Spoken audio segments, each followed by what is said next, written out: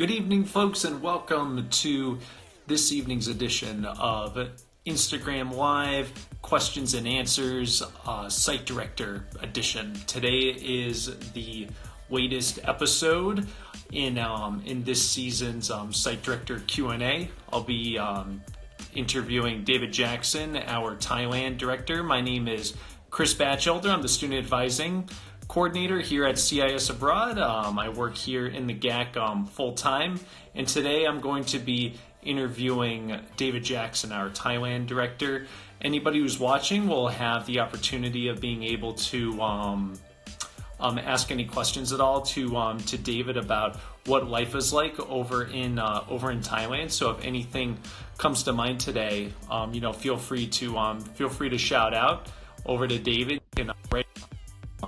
David will be able to help answer some of those questions. So we're going to try to get David involved with today's conversation in just a moment. Hey there, David. Hi, Chris. How's it going? Hey, doing all right. Out of curiosity, what time is it over in Thailand right now? Yeah, it's only 7:30, so it's a little bit early, but not too bad. Okay, not too bad. So it's 8:30 over here Eastern time. So about 11 hours ahead you guys are then. Yeah. Yes, it's tomorrow. It's my Thursday morning. So yeah. All right, very good. Well, thanks again for taking the time out of your day to chat a little bit about Thailand with me and whoever else is watching. Thailand's become such a popular location, and I'm sure a big reason having you on site is it's a very big thing. I know we get a lot of positive feedback of your presence over there. Do you want to just talk a little bit about yourself and why Thailand is an awesome place to go for a study abroad experience? Yeah, thanks, Chris.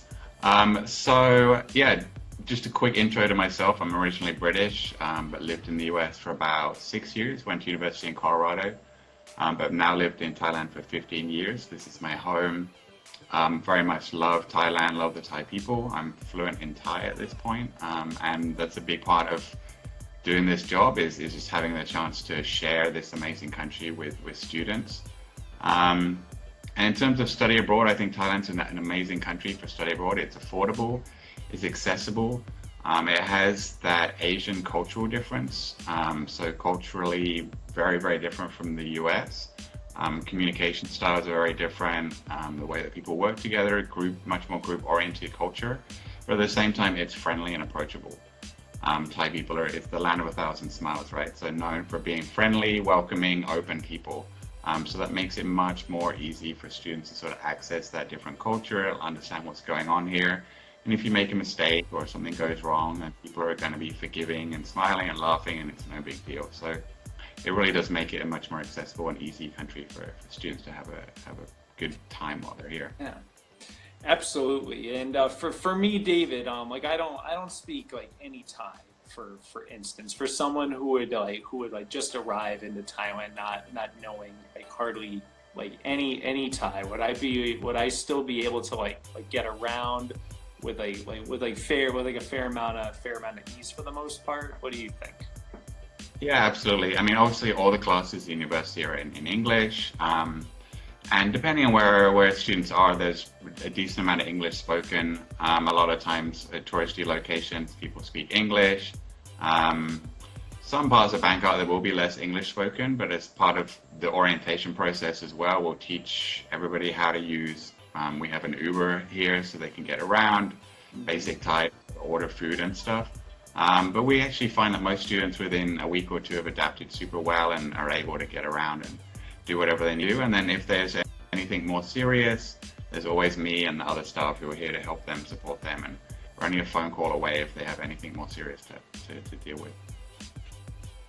Good. That's very helpful to know. Out of curiosity, do people in Thailand, do a large amount of folks in Bangkok, for instance, speak English fairly conversationally? It varies. I mean, downtown, absolutely. People, there's a lot of people educated in the West, like hospitals and certain locations. People are going to speak a great amount of English. Further out in the countryside, less so for sure. It would be more of a struggle to find people that speak English. But then around the university where the students are living, then it's more common, yeah. But it definitely varies. Yeah, definitely, definitely would be able to communicate, I imagine, in like that, like the functional sense, like asking for directions, for instance, or you like as you were mentioning, like getting getting food, for instance, at a restaurant. Yeah, exactly. Great. So I'm just gonna pull up some of these questions that we have over here from a few students. So here's one from MLCs. How safe is Thailand in general? I think that's a great question right there. I know that comes up pretty frequently. Would you like to share your thoughts Yeah. about that? Yeah, I know, and I definitely realize this is a concern for students. But that is the nice thing about Thailand. It is a safe country, especially for tourists. We have never had a student be robbed. It's not an issue here, particularly for tourists. It's a very, very safe country. And to the point where we've even had in the past a student who left their wallet in a taxi in Bangkok. And the taxi driver returned the wallet to the local police station.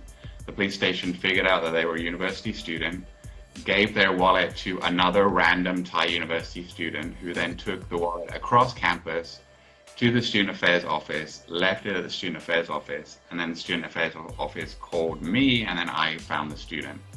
So, I mean, while it's not 100% and everything is completely safe here, in general, Thailand is very overwhelmingly safe, and it makes it easier to travel because you're not going to get in a dangerous situation or anything like that. Thai people are generally going to be quite friendly and helpful, and you can sort of explore and do those different things without getting yourself into difficult situations here. Yeah, that's very good to know. So like pickpocketing for instance, like hasn't had like any like occurrence for any No, we've never had a pickpocket or anything like that. So it's actually in some ways a little bit safer than Europe. Yeah, pickpocketing is not. Yeah, even safer than like than the US, in a lot of regards. So it's definitely helpful to know there. Yeah, I mean, that's what I said, orientation. Students are safer here than they would be in any large US city. We don't have an issue with sort of, mugging or robbing or anything like that, yeah. Yeah, and I know, like, like helping out on site in Rome, for instance, if I could go a whole summer without, like any pickpocketing, like that would be, super great. Here's another like question right here. Is time less strict there? For instance, like arriving late to events like is okay. So I guess like that certain sense of like flexibility, for instance. Yes, so exactly. Thais are very, as we talk about orientation, very present focused. So they're a lot less worried about the future. We can't really control that, so let's not stress about it too much. So that means that yes, Thai people are potentially going to be late to things. Things are going to be less well planned, things are going to be a little bit last minute, and plans will change all the time. For some students, that can be a stress point and something that worries them, but for other students who are less sort of time motivated, then it can be a great sort of way to live your life. And that's what I recommend is if you can relax and just go with the flow and enjoy what's happening anyway, then it is a lot more relaxing here than it is in the West. Time is definitely, different here, the way people think about it. For instance, like when a student were to arrive like to class at Mahidan, it's definitely recommended to always arrive on time every time. Yes, you want to go to class on time because you don't want to upset the professor. But like socially, so if you have Thai friends or anything like that, people will potentially show up quite late, or some people might be early. It'll just vary. Whereas in the West, we'll expect to be within 5 minutes. Thais will be more flexible about it and just hang out and wait. Yeah, but even like a professor, for instance, maybe they might arrive, say like 5 or 10 minutes late to class, on occasion. Yeah, sure, that might happen.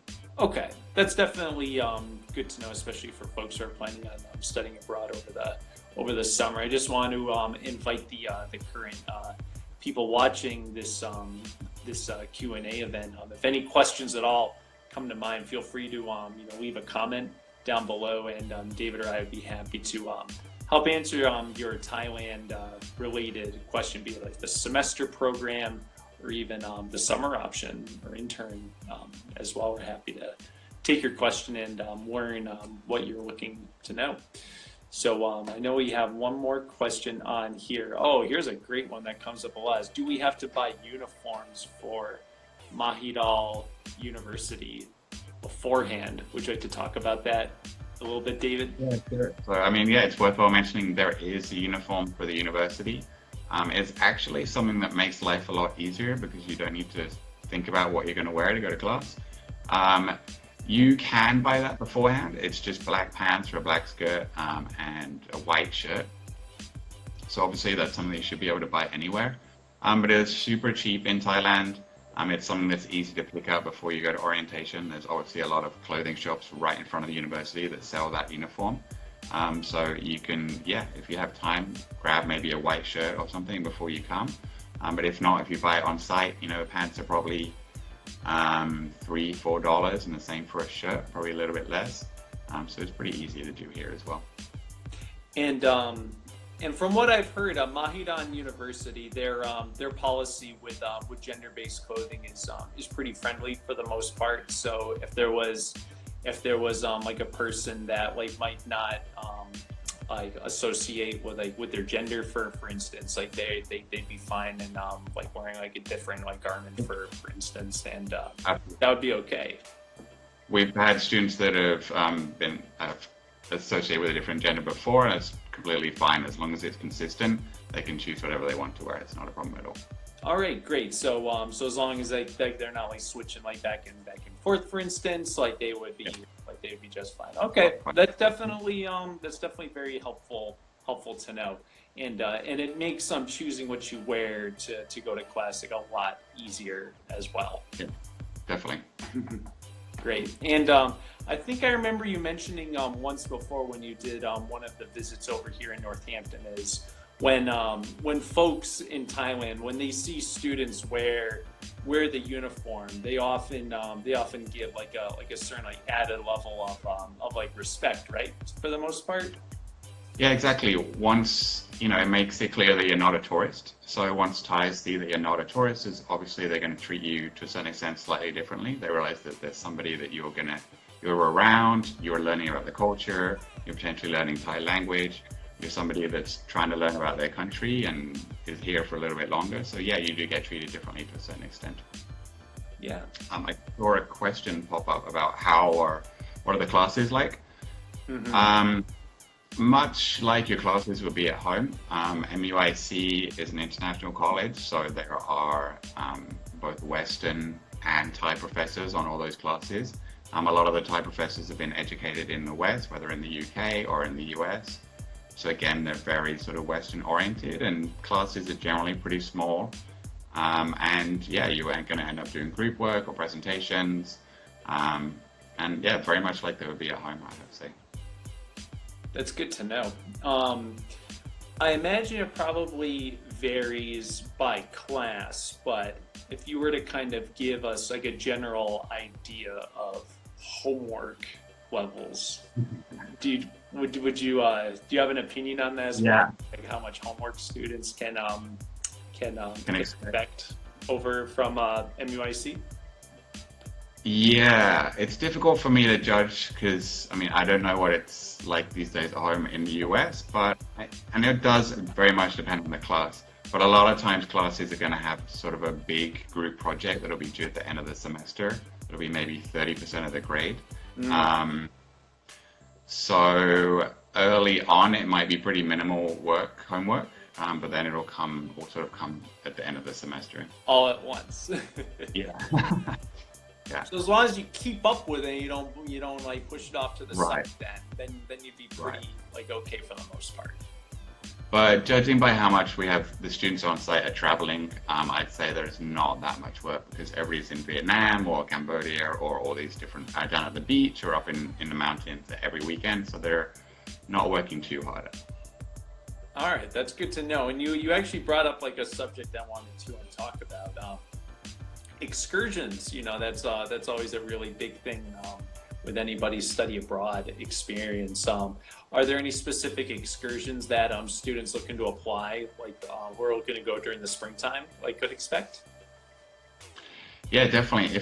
If you have a chance to look at the excursion to Cambodia, that's a great trip, and it's something we do very early in the program. So the students just got back 2 weekends ago. So it's a weekend trip to Siem Reap and Angkor Wat, so one of the wonders of the world. An amazing location. Honestly, just breathtaking. We do a sunrise visit to the temples there. You have an all day in the temples, which is really not enough. It sounds like a lot, but this used to be a city of about 1 million people 1,000 years ago, so it's a massive location. The temples themselves are stunningly beautiful. And then the next day is a chance to explore the Cambodian countryside. So take a bike ride, see rice farming, see how the local people live, see different kind of food production, and really explore a little bit of Cambodia. That's really the great thing about Thailand as well, is it's a regional hub. So Thailand and the surrounding countries are similar, but at the same time very different culturally, language-wise, food-wise. So that trip really gives the students a good chance to explore and realize that there are some great travel opportunities in the region. And obviously, as we lead it, staff will help you with visa, with the flights, we'll organize the hotel, we'll have a guide there on site. So it's a really good chance to get out of Thailand and see Angkor Wat, which is really a must-see in this part of the region. So that's an optional add-on to look at if you're doing on the program. And then coming up next weekend, all the students here are doing our trip to Chiang Mai. So Chiang Mai is a trip, it's about an hour's flight up from Bangkok. It's a small college town. So Bangkok's sort of the big sort of New York type city, and then Chiang Mai is more like sort of Austin, Texas or Boulder, Colorado kind of feel. So much more relaxed, much more laid back, very small college town. Lots of beautiful temples, lots of culture. People are known for being very friendly and relaxed. Great food. And then the students, while they're up there, that's when we have the chance to do the elephant excursion. So obviously a trip of a lifetime, amazing opportunity to feed and bathe these amazing animals. And it's a program we've selected very carefully. So it's elephant friendly, environmentally friendly, the elephants and the tourists that are visiting. And then the next day is a Thai cooking class. So again, super useful. Everybody gets to make 5 different Thai dishes. You can choose what dishes you and you learn how to make them from scratch. So it's super useful as well. So you understand when you're ordering food. I mean, if you have an allergy to, onions or whatever, you're going to learn about onions and how to order dishes without that, and then learn how to make the dishes from scratch so you know what's going into everything. So it's super useful and fun as well. What's your favorite Thai dish? What's your favorite Thai? Yeah, I wish I had a favorite. I mean, Thai food is such a highlight here. And you might have seen Michelin has recently arrived and been giving out stars to a lot of street food here. So that's the great thing about Thailand is there's amazing street food for $1 or $2 on the street, and then there's amazing big, busy, expensive restaurants. But my favorite dish in Chiang Mai specifically is khao soi. Khao soi is a sort of noodle soup with coconut milk, a little bit of chili, egg noodles, crispy noodles, and then you can put pickled onion and chicken and a few other things in there. Definitely something to try when you're in Chiang Mai. That sounds delicious. How about the last delicious meal that you've had so far, while at home? Yes, I mean, I don't really cook that much at home, but that's the other nice thing. I mean, last night I went into central Bangkok and I had Hong Kong food, but you can get Japanese, Middle Eastern, American, Mexican, anything you want in central Bangkok. So if you're missing bread and cheese and all that Western food, it's really easy to get that here. All right. And we did get another question. How hard is it to learn the language? Yeah, so good question. Thai in a lot of ways is quite simple. There is no conjugation of verbs. There is no real tenses, no plurals. It's a very simple language to put together grammatically. There's sort of no conjunctions or anything like that. The only trouble that most students have is the initial learning curve is hard because it doesn't sound like any language we're used to. with French or Italian, you maybe something kind of clicks. Oh, that sounds almost like that. You don't have that in Thai. So that initial learning curve is tricky, but once you get over that, you can learn stuff pretty quickly. And then it's easy to get into more complicated stuff because complex words are just simple words put together. So students, particularly that take the Thai language and culture class, will learn a lot of Thai on site and will be able to speak quite significantly well, particularly if they go out and practice. It's definitely possible to pick up a lot. And practice makes perfect, you know, with any language. Gotta exactly. keep using it to get better. You just like build off of one thing and then you just like keep getting higher. Yeah, crucial for sure. How long did it take you to become like pretty much like fluent in Thai, you think? Yeah, good question. So, I mean, within 6 months or so, I was able to talk to taxi drivers and stuff like that. But to be fluent will be 3-4 years for sure. There you go.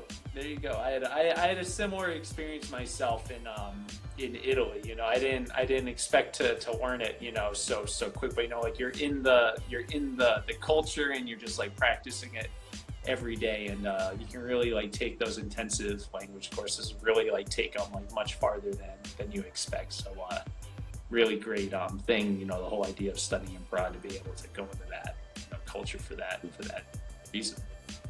Exactly. I hate learning language in the classroom. It's so boring. There's no, you know, but when you go out and you use it and you see that reaction on somebody's face, or you're able to purchase the thing that you want, then it's right and you remember for sure. Yeah, it makes it often makes like the culture blossom before your eyes, is how I've like pictured it. Yeah, definitely. Will Thai folks will they respond in Thai, like if you try and practice like your Thai, like me for instance, like if I try practicing I'm sure it'd be a horrid Thai, but if I tried my best, would folks respond to me in Thai, or would they just be like, oh, I'm just gonna speak English to you? No, absolutely. They love it when people speak Thai, and they're very patient and will help you through that and add in sort of new vocabulary. So if you speak even the smallest amount of Thai, it makes a huge difference. Obviously, when people see that you're making an effort, that always is helpful, and they're generally going to be very sort of forgiving and helpful and point you in the right direction and caring. Okay, and hopefully not make fun of me like too much. No. Good.